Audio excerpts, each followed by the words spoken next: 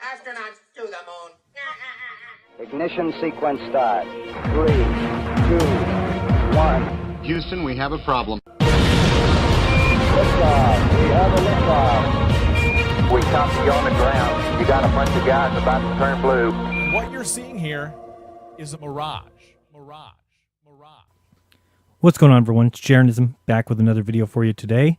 This past Monday, I read an article live on Monday Night Raw from the Washington Post, and if you've been living on a planet or something recently, you might not know that Jeranism Monday Night Raw is the current reigning and undisputed #1 show on truthfrequencyradio.com on Monday nights between the hours of 6 p.m. and 9 p.m. Pacific, 9 to midnight Eastern. So join us over there. We have a lot of fun. The story was written 25 years ago, May 30th, 1993, written by Peter Carlson. It's well written, and yes, Peter is a space believer, but there are some absolute gems in this story that I think are important for people to hear. So if you want to read along, the link is in the description. Here we go. Has NASA Lost Its Way? Out to Launch by Peter Carlson. Now, the characters in this article are not characters; they're actual people. This is a real life story. Okay, this is almost like okay, good. Yep, out to launch. Distracted, the dog glanced up at the gaggle of jostling photographers. Peeved, the cop yanked on his leash, and the beast reluctantly went back to work, sniffing a line of camera bags that was laid out across the pavement. The canine nose uncovered no hint of bombs or weapons, so the photographers were permitted to pick up their bags and shuffle 10 yards forward to a short fence guarded by a SWAT team cop holding a nasty-looking 9mm Glock pistol. It was not yet 6 in the morning. Dawn was breaking over Kennedy Space Center near Cape Canaveral, Florida. The countdown clock was running with about 4 hours to go before blastoff. But first, at precisely 6:36, there would be a strange little ritual. The astronaut walkout. That's why the photographers were here, jockeying for space along the fence. There were about 50 of them from all over the world, fiddling nervously with their cameras and watching NASA officials whisper into walkie-talkies. And then, right on time, the astronauts walked out of the nondescript building where they'd spent the night. There were 7 of them, 5 Americans and 2 Germans, each clad in a bright orange flight suit and high-top black sneakers. They smiled and the cameras clicked like Gatling guns. They waved and the cameras clicked some more. Then they walked about 20 steps and climbed into a pudgy silver Airstream trailer. That was it. The aptly named astronaut walkout took about a minute. It was an utterly absurd event, except for one thing: if the shuttle blew up, as the Challenger did back in 1986. Well, then these pictures would appear in every newspaper in the world. Last shots of the brave, grinning heroes alive, which is precisely the reason for the astronaut walkout. This cute little photo op is really a grim little death watch. The photographers know it, and the astronauts know it, but everybody pretends otherwise and keeps smiling. It's one of the bizarre rites of spaceflight. The Airstream pulled slowly out of the parking lot, carrying the astronauts to Launch Pad 39A, where the shuttle Columbia stood glistening in the day's first light, filled with 500,000 gallons of rocket fuel, and then NASA's official visit escort marched the photographers back to the 2 grungy buses which took them back to the geodesic dome where the press awaits blastoff. Inside that dome, reporters huddled around portable computers, banging out stories about an event that hadn't occurred yet. Some of the veterans wrote 3 advanced stories, one for liftoff, one for a last-minute postponement, and one, the one they didn't show anybody, for an explosion. Later, the appropriate version would be updated with the actual facts. Milling around, too excited to sit still, were other reporters, or pseudo-reporters, space buffs with dubious credentials from college papers or tiny newsletters or public access TV stations. They spouted space trivia the way sports fans rattle off statistics about the 1927 Yankees. One middle-aged guy confessed in a whisper that he was a lawyer, not a reporter, for the radio outfit whose credentials he wore. He said the shuttle represented the apotheosis of the whole culture, and spoke with an awe about how it emitted an inner glow like the Pieta. At T-8 minutes, I wandered outside to stake out a spot on the lawn in front of the press grandstand. Out past the huge digital countdown clock and a fetid little lake, Columbia stood there 3 miles away, its nose aimed towards the brilliant blue heavens. Twice in the last few months, technical glitches had postponed the flight. But on this day, March 22nd, the countdown proceeded with no problems. I'd never seen a launch before, and I was surprised at how nervous I was. Would I witness a magnificent ascent or a horrible explosion? Adrenaline-fueled butterflies fluttered in my gut. 2 minutes and 10 seconds from launch, said Mitch Varnes, the NASA commentator, whose voice bellowed out of the grandstand loudspeakers like a ballpark announcer's. The astronauts have now closed their visors in preparation for the launch.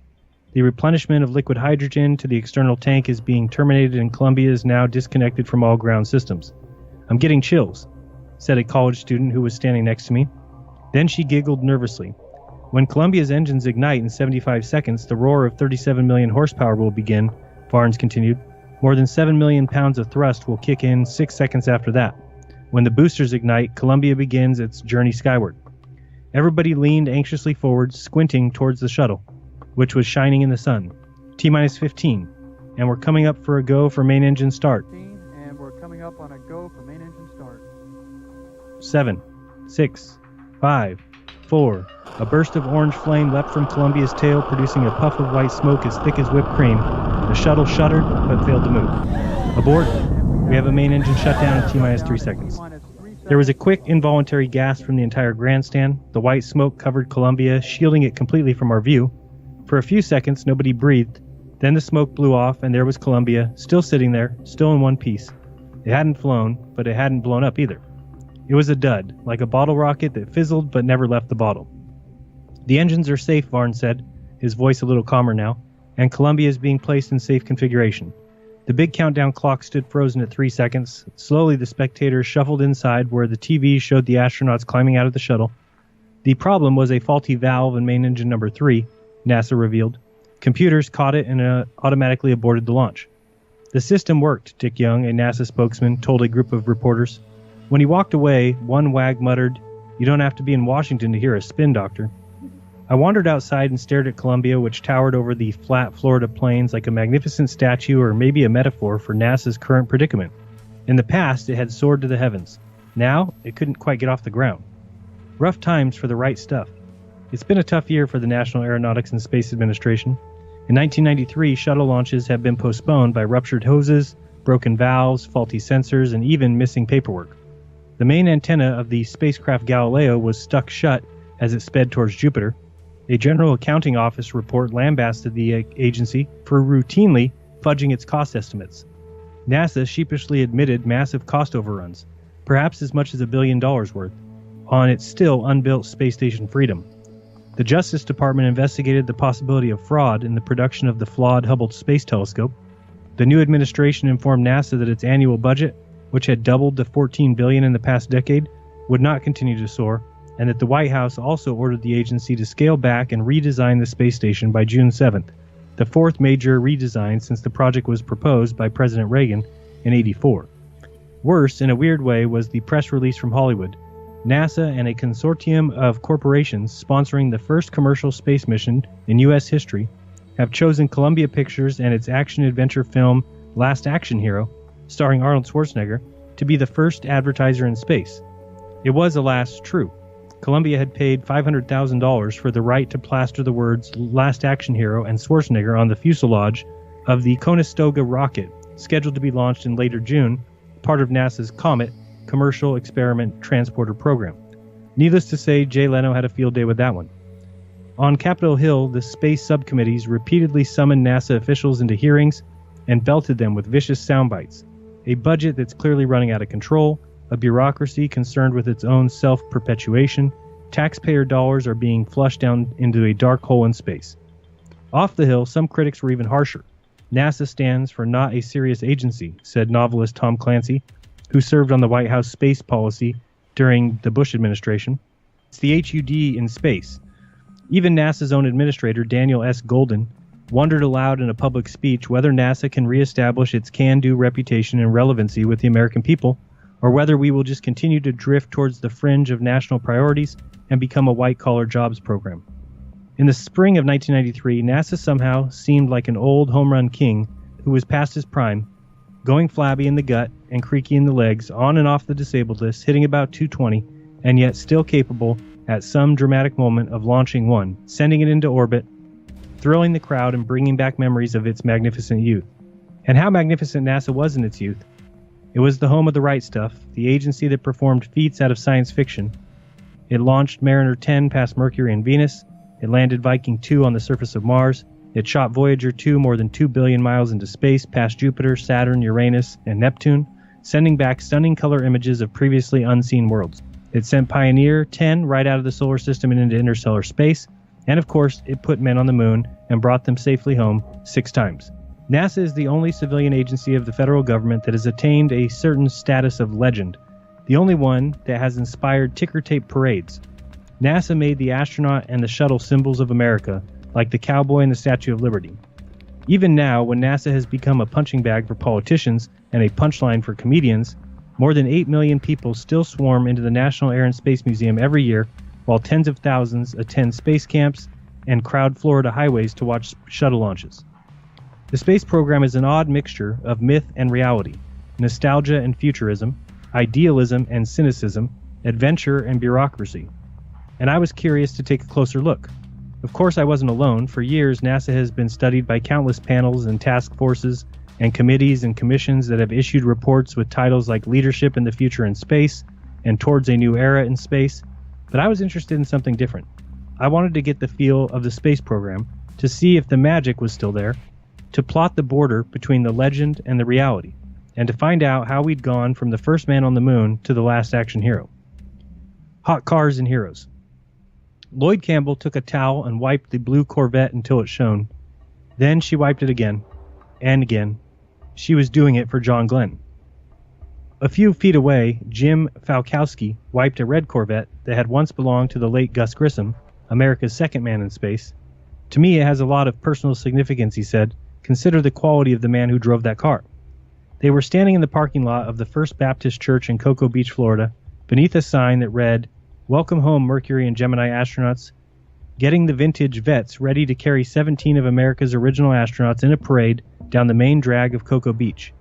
The occasion was the induction later that day of 13 Gemini astronauts into the Astronaut Hall of Fame in nearby Titusville. The Corvettes were appropriate historical facts because back in the early 60s, a local Chevy dealer gave the original astronauts Corvettes, and they used to roar around town letting off steam after a tough day of training. Lois Campbell wiped the blue Vet down one last time and then spread some laminated front pages of the old Cocoa Tribune across the hood. "Shep did it," said one huge headline from 1961 when Alan Shepard made America's first spaceflight. "Glenn makes it," said another one from a year later. "The kids love seeing these old newspapers," Campbell said.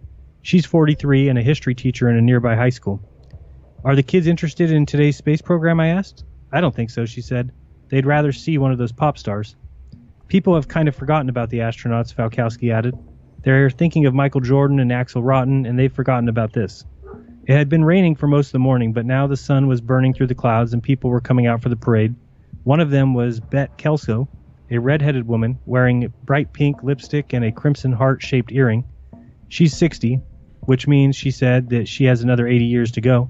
"I'm going to be shot by a jealous 30-year-old wife," she said, laughing. She remembered Cocoa Beach back in the 60s when it was a funky boom town of only a couple thousand people. Space was exciting then, she said, but not anymore. The excitement started wearing down in the mid-60s, she said. Before that, it was a real seat-of-the-pants kind of thing. They did it as an adventure rather than as a job, but the adventure's gone out of it. Back in the old days, you'd meet the astronauts when they were drinking in the Holiday Inn or at the old Samoa, she said. She smiled when she talked about Alan Shepard and Wally Schirra. They were alive, she said. They had that inner spirit. A couple minutes later, they arrived. Shepard, Schirra, Glenn, Gordon, Cooper, Scott Carpenter, Buzz Aldrin, and the rest. They're men on the verge of old age now, guys with gray hair or thin hair or no hair at all, guys in sweaters and sports jackets and tasseled shoes. They perched in their Corvettes and signed autographs and posed for pictures.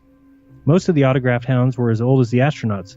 One guy sat in a metal chair on wheels, his nose hooked by hoses to a silver bottle of oxygen, a cap that said Gemini Celebration perched on his head. Off to the side stood Jose Gilbert, a 12-year-old who lived nearby. "I just wanted to see them," he said. "I thought it would be pretty good to see what they look like." "What about the shuttle launch on Monday?" I asked him. "Are you excited about that?" He looked perplexed. "No," he said. "I don't think so." The myth and the history. "Some countries build cathedrals," said John Pike. "We have a space program." Pike is the director of Space Policy Project at the Federation of American Scientists. It's a classic Washington wonk job. He spends his workdays reading technical reports and testifying before congressional committees and talking to reporters. "I answer the phone. People ask me a lot of questions, and I answer them," he said with a wiry smile on his bearded face. He wasn't kidding. Pike is legendary in space circles for his ability to rattle off perfectly phrased sound bites, at a moment's notice, and I soon learned why. He greeted me, but then he sat down and put his big feet on the desk and kept them there for 3 solid hours while he sipped water, smoked several Camels, answered the phone, and spouted sound bites on various topics, including predictions on NASA personnel matters that later proved true. It was pretty impressive. I'd read Pike's Senate testimony on Space Station, and I had come to ask him technical questions, but we were soon sidetracked with a discussion about the myth. The fundamental thing that the civil space program has done all along is embody and express core national values and aspirations, he said.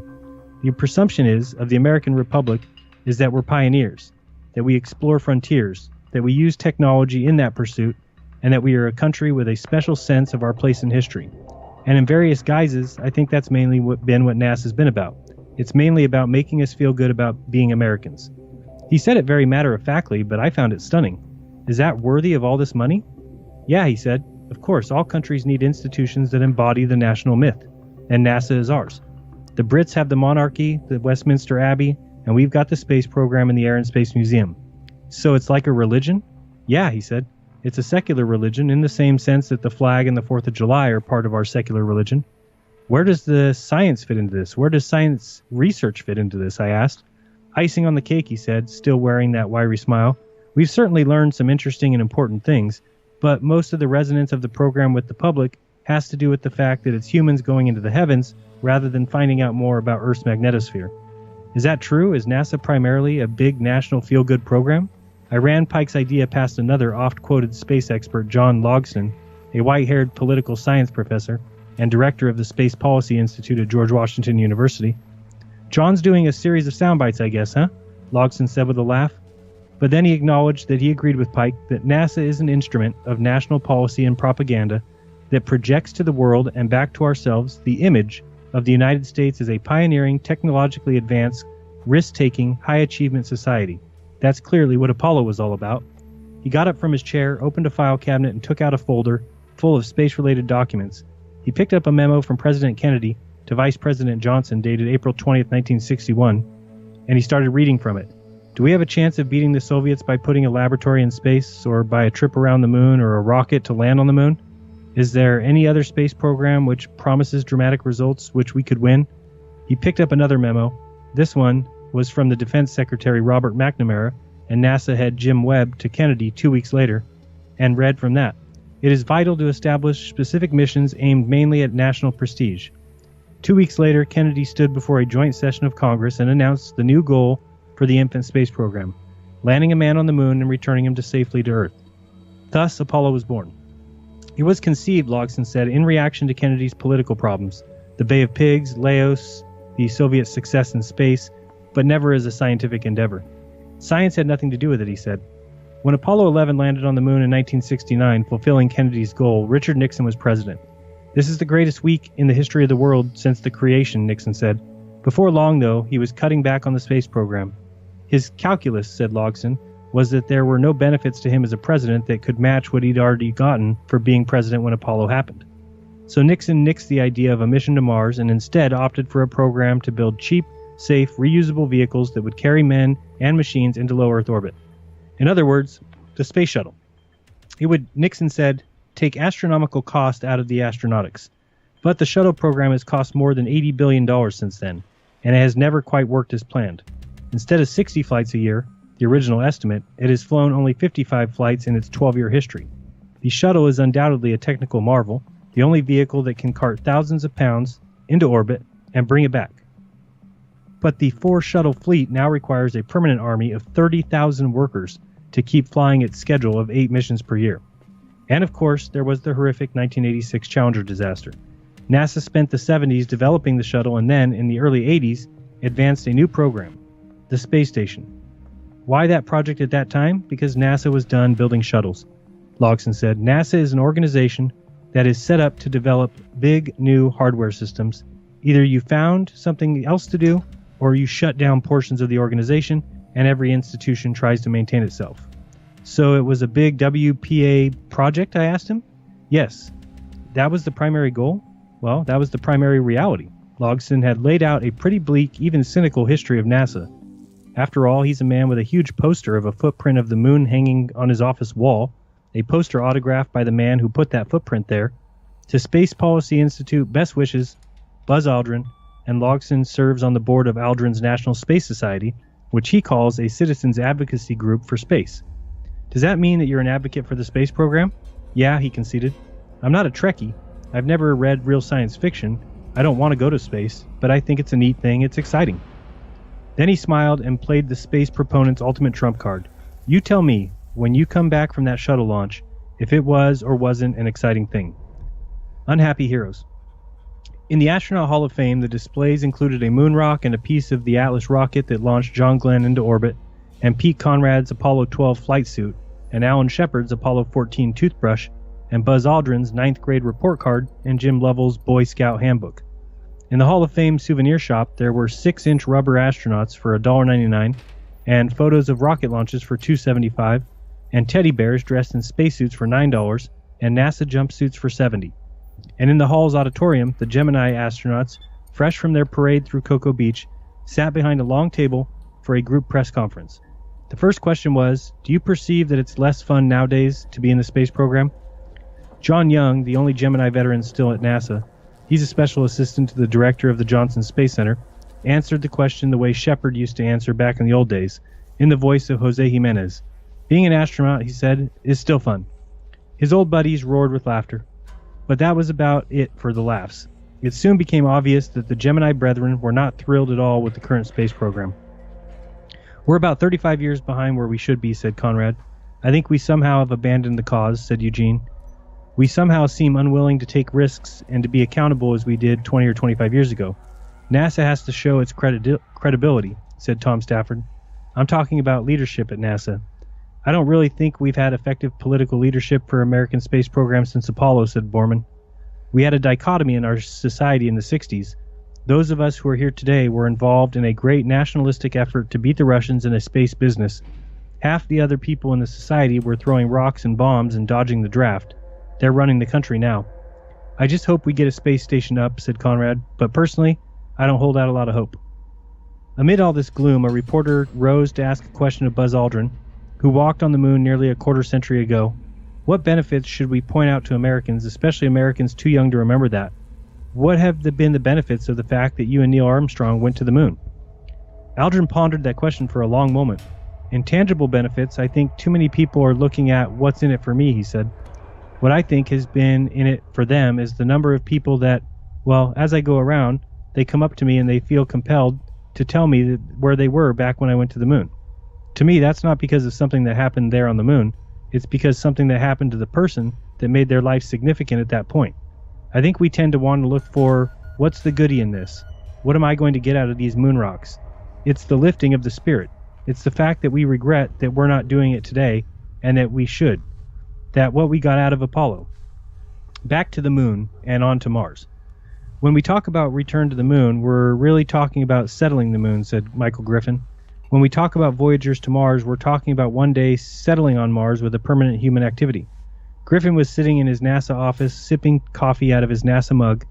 He wore the requisite dark pinstripe suit and the plastic ID badge of the government bureaucrat, but he spoke with a boyish enthusiasm about activities usually associated with science fiction, which was part of his job. As NASA's Associate Administrator for Exploration, he was the agency's head visionary. In 1989, President Bush vowed that America would reestablish a base on the moon and then put a man on Mars by 2019, the 50th anniversary of the first moonwalk. Now, Griffin was the man in charge of planning those trips. Our initial plans are for what we'd call a man-tended outpost. On the moon, he said. By that I mean people can visit for up to 45 days at a time, approximately 15 times the length of the stay allowable in the Apollo era. Gradually, the outpost would grow into a permanent self-supported base, complete with farms and mines and labs and nuclear power plants. Of course, he admitted, that might take a little while. Much of the focus of your early activity is just going to be on being there and surviving, he said. One doubts that the Pilgrims in their first winter were giving much thought to the founding of Yale University. One of the purposes of the Moon Project is to develop the technology necessary to go to Mars. Going to the moon is not hard, he said. Going to Mars is hard. Mars is 35 million miles away. It would take more than 4 months to get there. The planet is cold and dry. It makes Antarctica look inviting by comparison. And of course, the dangers are infinite. If the wrong thing breaks at the wrong time, No one will come home. Not one of them. Still, Griffin spoke of the trip with enthusiasm. He compared it to the exploration of the Americans and the voyages of Magellan and Cook. He drew parallels with Lewis and Clark and the building of the Transcontinental Railroad. It's the next step outward in the expansion of the human species off Earth, he said, and that's something that will come, something that must come. It will benefit the people back on Earth in tremendous and numerous ways. Like what, I asked. Well, when we learn to develop and exploit the resources of the solar system, he said, we're going to be developing new technologies. Advanced robotic systems, advanced healthcare systems, technologies for mining, extracting material from the moon, safe nuclear power systems for use on the moon. Science cannot be done on Earth. I think those things are valuable, he said. I think they're worth what we pay for them. What we pay for NASA, he said, is 17 cents per American per day. For only a quarter per American per day, we could get to the moon and Mars in all its glory. I can't even dignify it by calling it pocket change, he said. It's less than pocket change. Griffin was pretty convincing, at least to me. I left ready to pony up my quarter a day. Apparently, other people were not so moved. 10 days later, NASA Administrator Daniel Golden announced that he was closing the Office of Exploration and transferring Griffin to a job as chief engineer. Technically speaking, we are not ready to return to the moon or go to the Mars, Golden said. He later explained in a speech, we haven't established that humans can live and work in these extremely hostile environments for a long period of time. We haven't established that we could do this program for $50 billion instead of $500 billion. We haven't done the precursor robotic scouting missions that are necessary.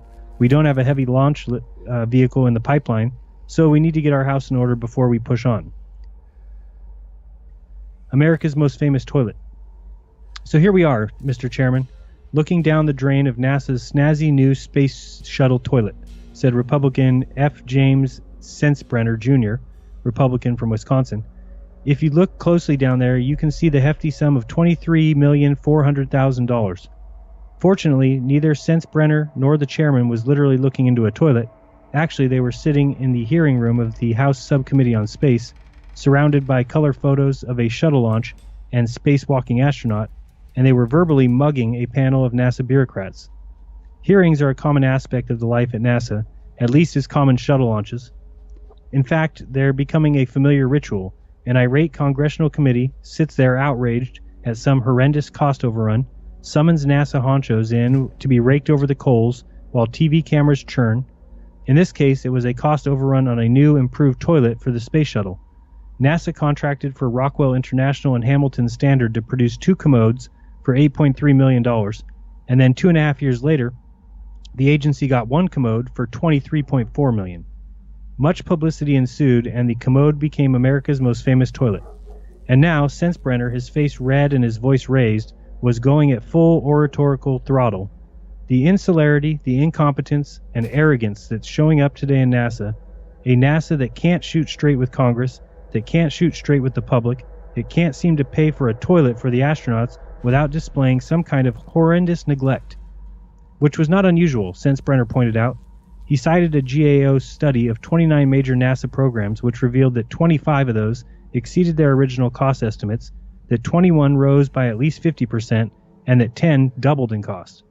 Why is this system of making things for humanity's greatest space program, he asked, so tolerant of mediocre performance and flat-out lousy management? That was the rhetorical question. The NASA panel wasn't supposed to answer it. First, the other committee members would get a chance to make opening remarks, which they did, flogging the panel with angry rhetoric, much of it containing unfortunate attempts at toilet-related humor. We cannot be asking American people in this country to be tightening their belts and having NASA dropping their pants on a $23 million toilet seat, said Tom Romer. This is a high-priced potty, said Harold Volkmer. We're not just looking at a space toilet today, said Dana Rohabacher. This is about whether or not the management of the space program is adequate or not. The credibility of the entire space program is at stake, said Dick Zimmer. It's absolutely crystal clear, said Martin Holk, that when we have to go back and talk about defending a gold-plated toilet that costs about 5 times more than it was supposed to on a per-unit basis, it's awfully difficult to come off without egg on your face.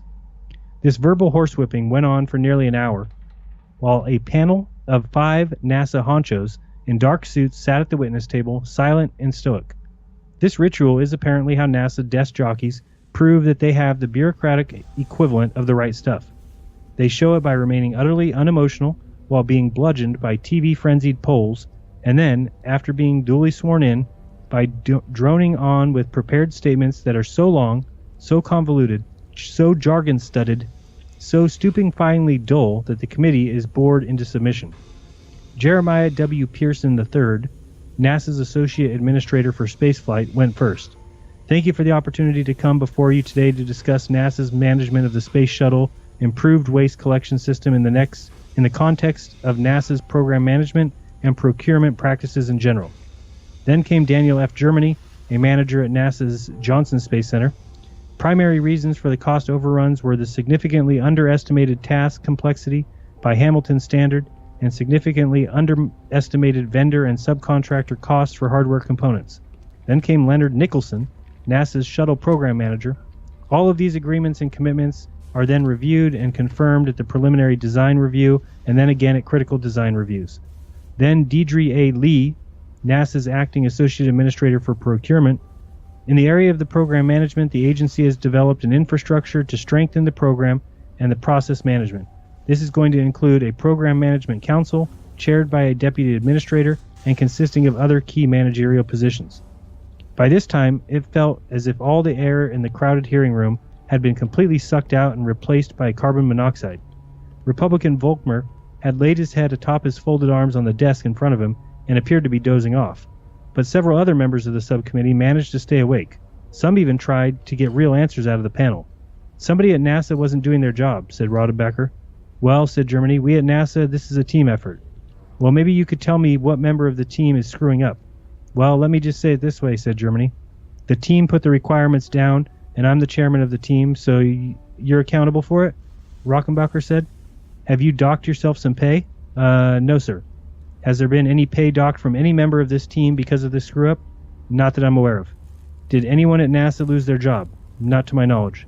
Did anyone get an official reprimand? Is there something in somebody's record that says, hey, this person totally screwed up royally and cost taxpayers $20 million? No, sir. And on it went. A week later, the committee held another hearing, this one on the cost overruns of the space station Freedom, cost overruns approaching $1 billion. Redesigning Freedom. The phone rang. A young woman picked it up. Good morning, she said, space station. She was not in the space station, of course. The space station doesn't exist yet, although NASA has already spent $8 billion on the planning phase of what was originally supposed to be an $8 billion project. She was sitting in NASA's headquarters outside the office of Marty Kress, who is deputy director of the space station. Kress, a former staffer on the Senate Space Committee, was the man deputized to explain Space Station Freedom to me. He wore a bulky green sweater and corduroy pants, and he never stopped moving, flickering imaginary dust specks off his red desktop and doodling rectangles inside of other rectangles inside of rectangles on his yellow legal pad. Why do we have a space station? I asked. Believe it or not, I think that's the key question, he said. I've always personally felt, and I have 3 kids, to me it has to be as much symbolic value as it does practical value. It was kind of a bridge to the next century. It was a way of the United States telling the world that we are committed to maintaining our leadership in high technology, so I always felt its primary purpose was to be a space-based research center that would push the edge of technology. Various space station plans have blossomed on NASA's drawing boards for decades, but the project finally got off the ground, metaphorically if not literally, when Jim Briggs, the agency's administrator, sold the idea to Ronald Reagan in 1983. He and Reagan agreed on the concept, almost like Kennedy and Apollo, over the objections of most of his key advisors. And the next thing you know, there was a space station program. In the 1984 State of the Union address, Kress said, at that point in time it was advertised as $8 billion off the shelf. But people have to realize that at that time, there wasn't even a drawing or one study. It wasn't a marketing of a concept. It was originally an audacious concept. Freedom would be a permanently manned station with several laboratories, a satellite repair facility, observation stations, a storage depot, a facility for manufacturing medicines, a transportation depot, and a staging base for missions to the Moon and Mars. Gradually, though, as predicted, the price tag grew to $38 billion. The GAO estimated in 1991. The station was redesigned, and it got smaller and even smaller. We change it every 2 or 3 years, Kress said. Either the change of administration does it, or the change of committee chairman on the Hill does it, or the change in the focus of Congress does it, or the agency does it itself.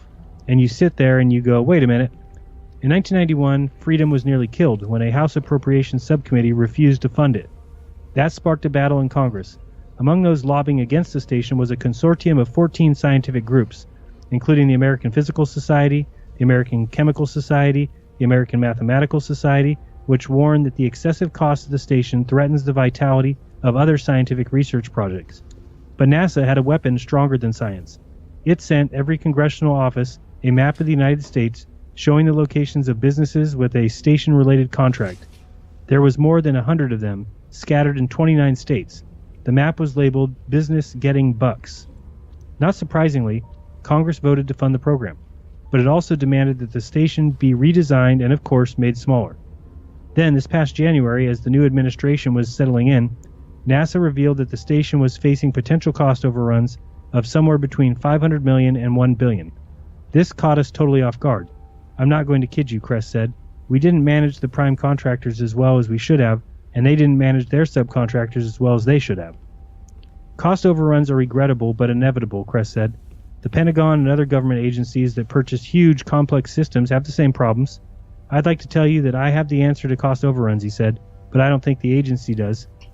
In February, President Clinton ordered NASA to redesign and scale down the station yet again, and Administrator Golden promised to produce a streamlined, cost-effective design, which is now scheduled to be unveiled on June 7th. Everybody's always sitting there, ready to amend or change, Kress said, sounding a little peeved at the whole process. My view is that it's about damn time people build something. A standing O for the Big Bang. The white-smocked scientist melted into a hideous puddle atop his desk, right next to his microscope, as his colleagues stared in horror. My God, it's Professor Dickel, said their boss. Weinberg, see what the devil he was working on, and the rest of you get back to your stations. It was a Far Side cartoon, one of many Far Side cartoons taped in the hallways of Building 21 at NASA's Goddard Space Flight Center in Greenbelt. It's a building full of scientists who study astronomy, atmospheric chemistry, solar physics, infrared astrophysics, and the other issues generally overshadowed by NASA's more spectacular successes and their failures. I was wandering the halls of Building 21, killing time, between appointments, pursuing the stuff on the walls. On the bulletin boards were notices about a workshop on mass supply and flows in the solar corona, a symposium on the infrared cirrus and diffuse interstellar clouds, and a colloquium on particle acceleration phenomenon in astrophysical plasma. There were photos of impact craters on Venus, which looked like lakes of fire, and there was a list of new books in the Goddard Library, which included gas chromatography and a catalog of quasars and active nuclei. On one wall was a newspaper story about NASA's Cosmic Background Explorer, or COBE project. It caught my eye because I was on my way to interview the COBE's head scientist, John Mather. The headline read, "Exclusive Photo of Heaven." The text was even better. Scientists claim to have found heaven at the center of the Milky Way galaxy, and that they have a photograph to prove it. The photograph showed a horizontal line with a light shining in the middle, a light that the paper identified as an enormous celestial city that may be inhabited by God and the souls of the dead. It might be heaven, but I couldn't identify it as such, Mather said with a laugh when I asked him about the story, which appeared in one of the more imaginative supermarket tabloids. A tall, thin, soft-spoken scientist. He keeps a thermos of skim milk on his desk to get him through the long afternoons. That picture in the newspaper, he said, actually was made by the COBE satellite, but what it really showed was the center of our galaxy as seen in infrared. And it wasn't just the tabloids that COBE won extravagant praise from. Stephen Hawking, the famous physicist, called its results the discovery of a century, if not of all time. What the COBE satellite did was measure the cosmic background radiation produced by the gigantic Big Bang explosion that scientists believe created the universe about 15 billion years ago. Scientists had developed theoretical models of the radiation, but it was impossible to measure its accuracy from within the Earth's atmosphere. But COBE, orbiting 559 miles above the Earth, was able to measure the radiation so accurately that it could have either disproved or strongly corroborated the Big Bang theory. In January 1990, Mather presented his findings to a convention of the American Astronomical Society when he put up a graph of COBE's measurements, a graph that looked like a silhouette of a ski slope that assembled scientists immediately recognized that the figures matched their theory. When we showed a curve where all the data points lay exactly on the predicted line, people could see that we had done something really important and significant, Mather said, and it was a great relief to them and me. How did astrophysics express that relief? In the traditional way? They rose up to their feet and applauded. A standing O for the Big Bang, a standing O for John Mather, For a NASA scientist, it was the professional equivalent of John Glenn's ticker tape parade through the New York. For NASA, it was the biggest triumph of the 1990s. The COBE, which cost only $400 million over 15 years, won much media praise and many scientific awards. It's an example of something NASA's done right, said GWU's John Logston. There's a general perception, agreed John Pike of the Federation of American Scientists, that COBE is the kind of science you ought to be doing in space. To Mather, COBE is just one of the examples of the cutting-edge science that NASA's unmanned space program has been producing for years without much fanfare. The agency spends nearly a fifth of its budget on science, not just space science projects like COBE, but Earth science projects like Nimbus satellite, which have been monitoring the Earth's ozone layer since 1978, long before the ozone became a hot issue. We have a large number of truly brilliant projects, Mather said.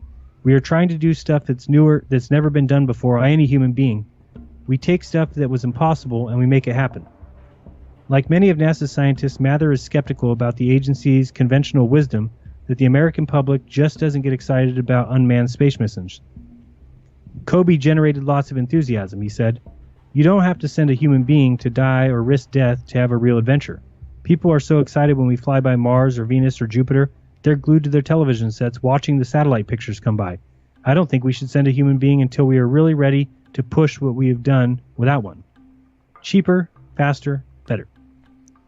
You have a factory that builds metal coat hangers, he said, in the South Bronx. The market just dropped out of the black coat hanger business, and we have millions of black coat hangers. You've got 3 minutes. Tell me what you're going to do with those black coat hangers. Who, me, I asked? Yeah, you. Trust me. Just sit and write. So I did. Golden timed me. Okay, he said after 3 minutes. What have you got? Bird cages, bicycle spokes, mobiles, pipe cleaners. He was not impressed. You were looking for a good idea, he said, and you prejudged it. Instead, I should have been more childlike, less linear, open to any idea, even silly ones, in short, more creative.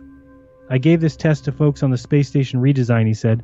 I felt they were becoming a little too constrained in their thinking. They knew what couldn't be done.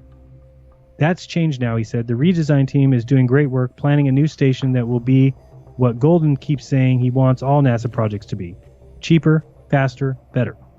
He's 52, with curling, graying hair, round wire glasses, and he became NASA's administrator in April of 1992.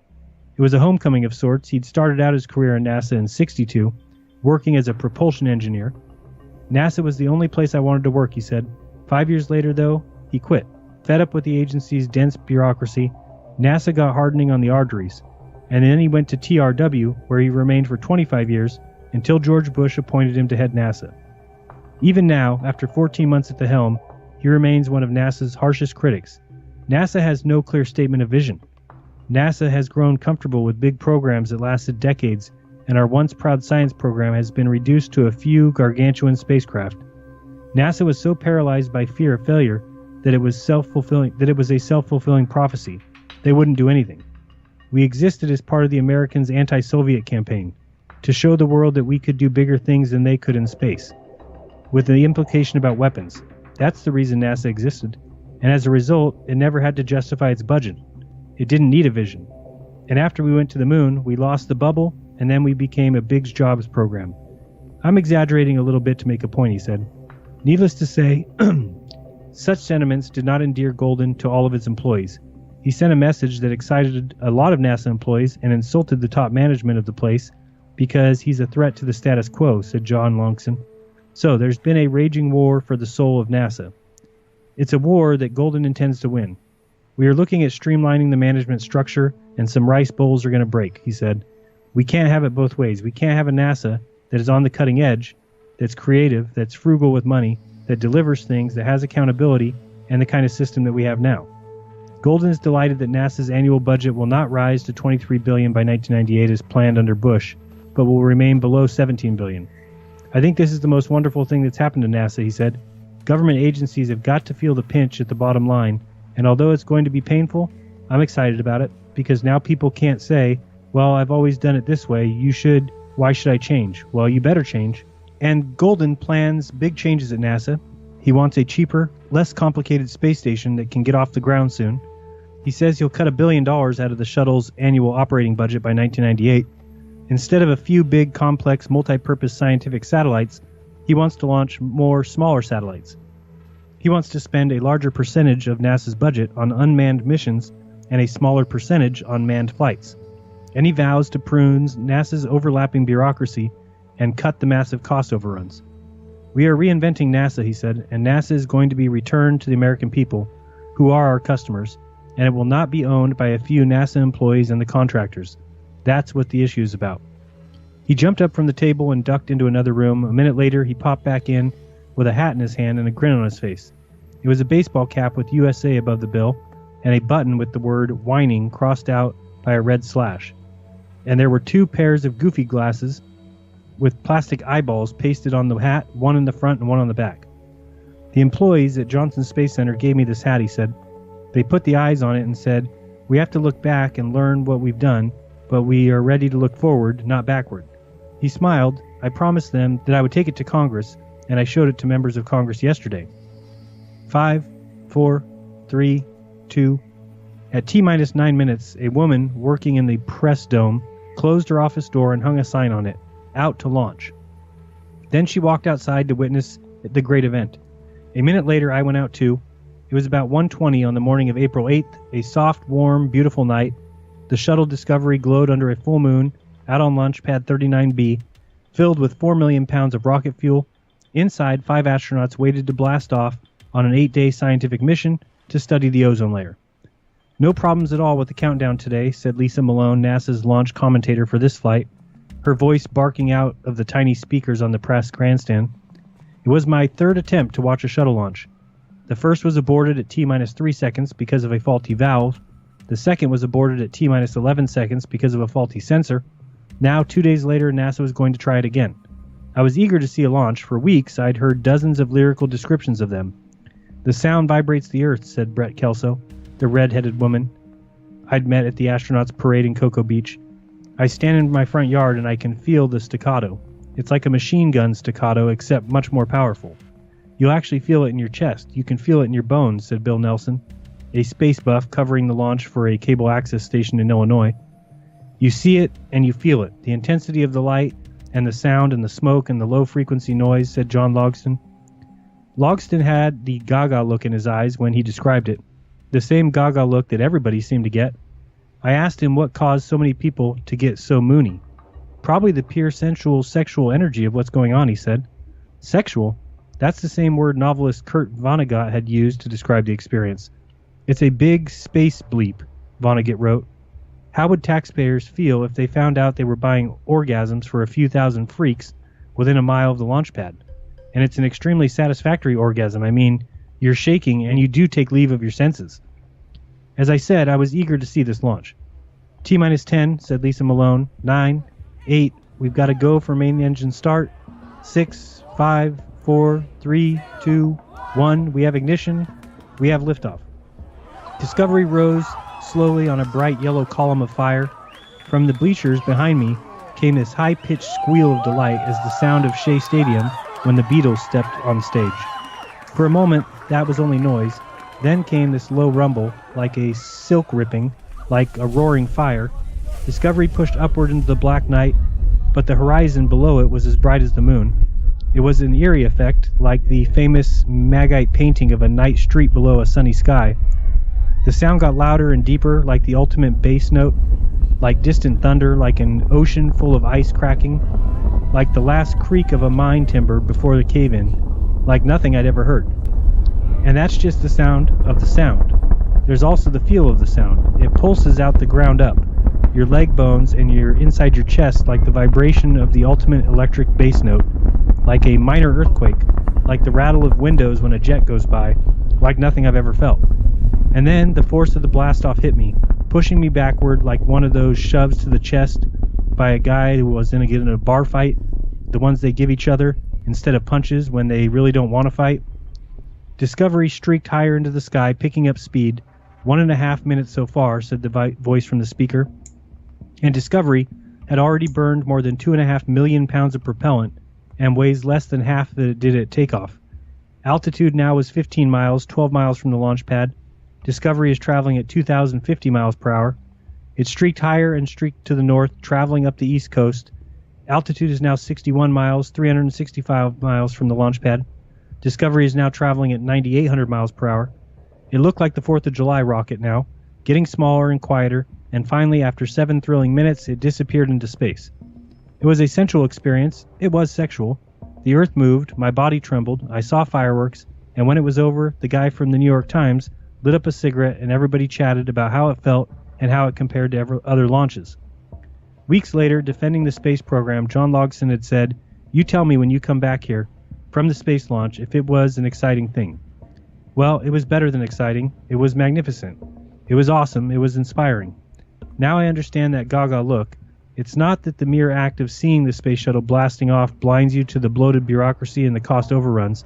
It's not that witnessing a space shuttle soaring heavenward makes you forget the pork barreling and the outrageous waste. It's just that the power, the absolute glory of it, the great American audacity of the whole endeavor, makes you want to forgive NASA's sins and give it one more chance. So if they can cut waste and trim the fat, if they can really do it cheaper, better, and faster, then let them do it.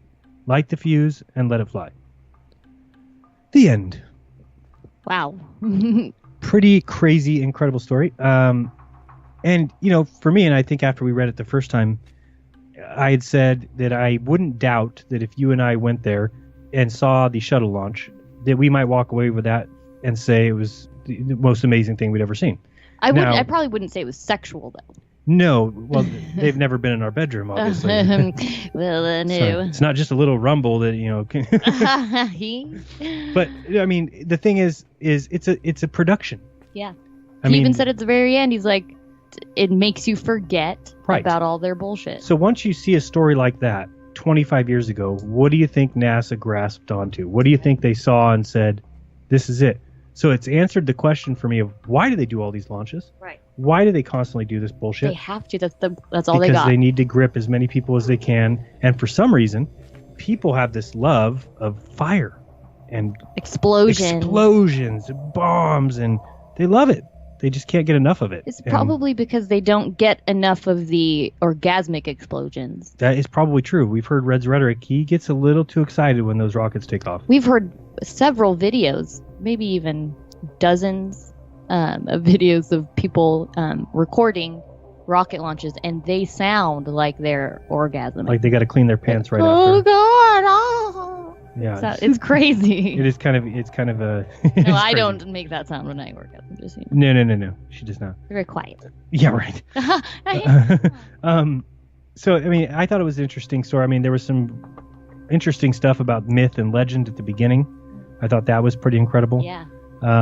Because really, that's what we're dealing with is the whole idea. It's a propaganda machine, and From day one.